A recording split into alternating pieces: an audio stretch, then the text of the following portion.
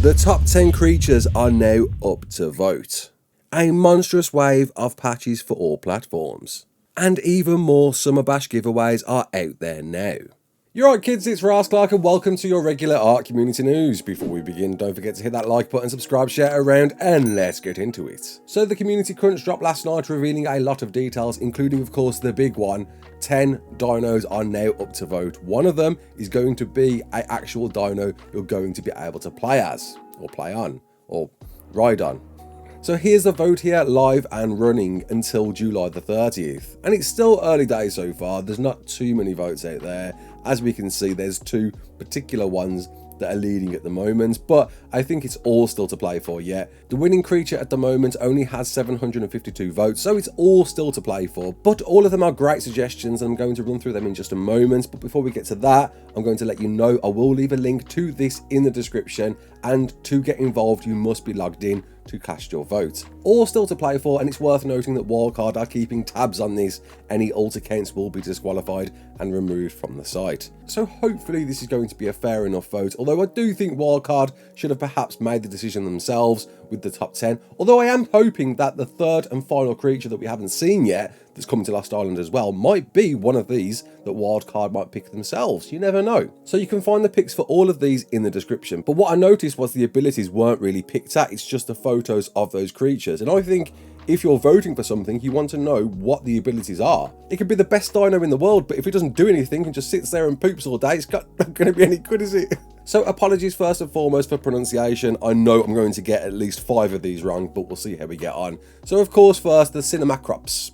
It's a shoulder pet looking creature similar to a flying squirrel apparently, and gameplay wise the suggestion is for it to provide night vision, or perhaps to increase the rarity on loot crates. And some good ideas there. A new tackle on night vision is certainly a worthy move. We know it's stupidly dark at night, so to have something that could perhaps improve that, make that vision at night better, isn't a bad one.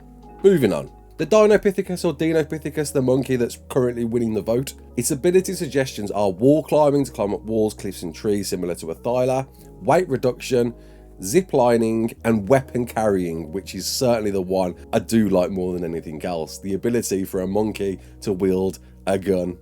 That would be quite funny. Monkey carrying gun apparently is winning the vote for it so far. Moving on, we got the Ceratosaurus, one of the dinos that was in my top 10 video. I'll leave a link in the description for that. And the suggestion is for it to be a great meat harvester, taking grand amounts of meat and storing it in its body, keeping it fresh for 5 times. Also for it to be used somewhat like a battering ram, gaining speed over a short period of time, and it's about the size of a Carno. Next up, we've got the Gorgonops, another one that I featured in my top 10 video, with a wealth of abilities being suggested such as armor penetration, being able to pick up players, a prime meat harvester, crouch stance, defense buff, extra speed and pounce, prime meat fish buff, stamina draining raw, stunning claw attack, spoiled meat buff, reduce dinos HP up to 15% by biting, and health drain from enemy. But there's so many more other abilities that's been suggested with this, such as bloodthirst buff, outnumbered buff, scaring raw, trapper, vampire support. So all of these can't make the final cut, and it'll be interesting to see how Wildcard pick out the particular abilities for this creature. Next up, we've got the Leviathan, another one that featured in my top 10 video,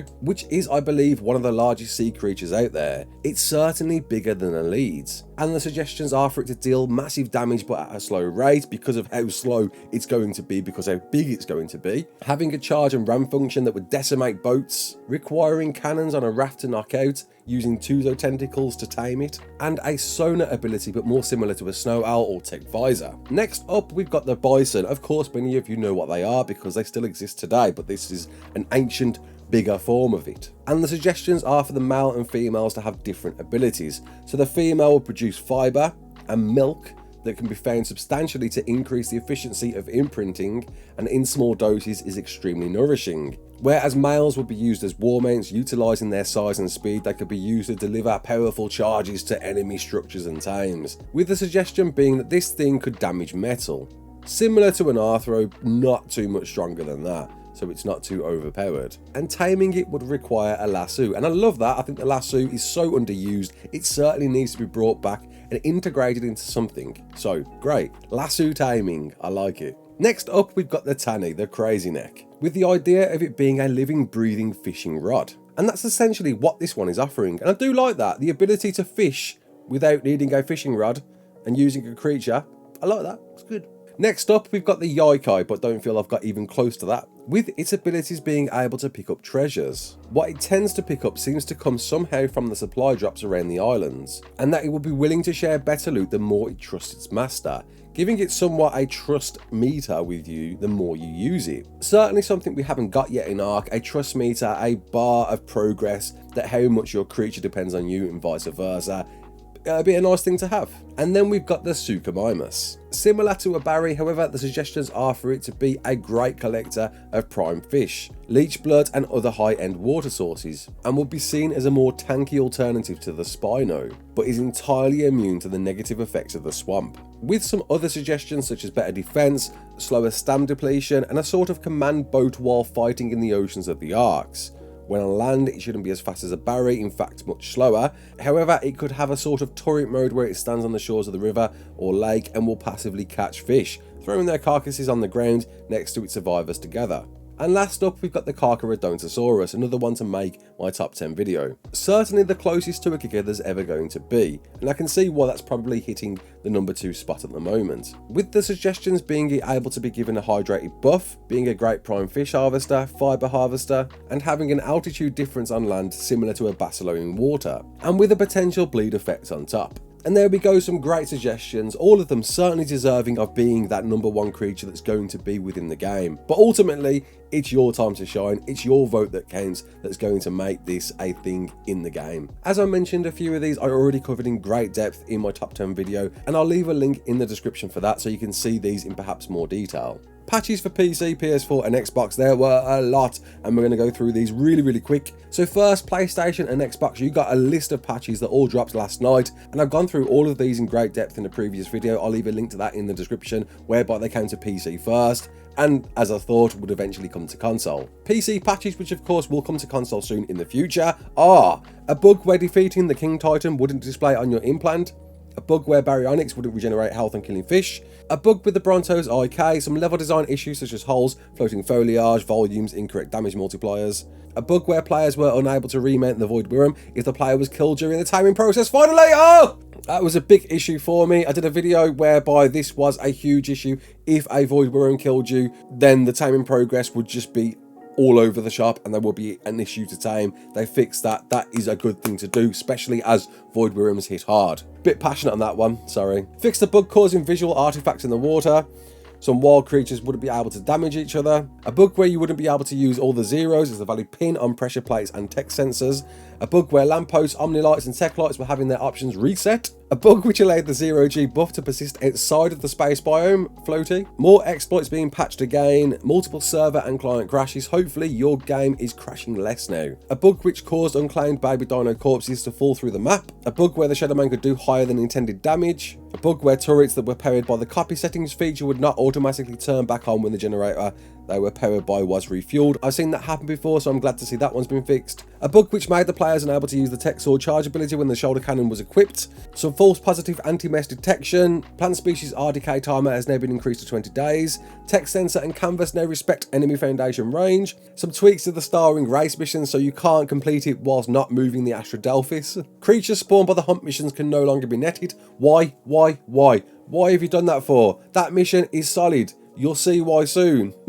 Shadowmanes can no longer jump or blink when it has C4 attached to it. Guessing there was a bit of an exploit there where people were warping to bases with C4. And there's 2 brand new admin commands that you certainly need to know. Cheat, add chibi experience. It says it on the tin. It's going to be able to add experience to your chibi, which of course you've never been able to do beforehand. The only way to bypass this was to spawn in many alphas. So at least now, if you want to cheese your way through, you can by putting in a command. Love it. And that completes the updates and patches so far. Of course, all of these coming to console in the near future. Summer Bash giveaways, I've been giving away a lot of these, and so have the devs. Look, there was a list of winners that they recently put out, but don't worry about that, there are still more out there for you to win. Dolly, the product manager of Wildcard, put out a tweet yesterday saying, tell or show me your favourite thing you tamed during the event, comment below, and you could too be winning one of these Summer Bash boxes. And I'll leave a link to that in the description. Ticket submission processes, it's a thing, it's doing the rounds. The devs are doing more better things at making you reporting tickets a lot easier for them and you, so issues can be resolved in a more timely manner. One big thing they've done is they've put together a huge tutorial on how to provide video evidence. Please watch this and study it. If you ever want to report something, make sure you've got this on video. Make sure you've recorded anything you can as proof to whatever you're reporting. They've even got a cool new thing now that tells you there's a high ticket volume going on at the moment. However, I'm pretty sure that's always going to be a high ticket volume. We'll see. They also link their bug report section, which you need to go to if you see a bug to report. This is the place to put it. And the devs say to report a bug, it's helpful to the QA team to include a repro, the steps required to produce the bug, what you do to enable that bug. Don't just say this is happening, tell them how it's happening. And that's it, no EVA event this weekend because of course you've had so many rates to play with during this Summer Bash event that's been going on for like a month. So yeah, and we'll wrap up with a good friend of mine, Neddy the Noodle, who does videos on the survival stories, the Explorer notes in ARK in great depth. He's so worth checking out. If you're into the lore at all, go check this out. I'll leave a link in the description. The work on into this is just phenomenal. And that's it. I hope you enjoyed this. If you did, comment below, let me know. I'm off today for 1 week now, so I won't be doing any more news over this next week. And if anything big drops in the next week, go check out Jade PG. Certainly the go-to YouTuber who's educated me to be in the YouTube game myself, who knows how to do news and doesn't hold back. So please keep an eye on him, go sub to him. I'll leave a link in the description. But of course, I'm not leaving you empty-handed. I've got videos coming out every day of this week whilst I'm off. I hope you enjoy them. I'm going to do a bit of a poll today based around it to see if you share my pain of what you're going to watch whilst I'm off. You'll see. Wait and see. My name's Ross Clark. Don't forget to like, share and subscribe. And as always, peace out.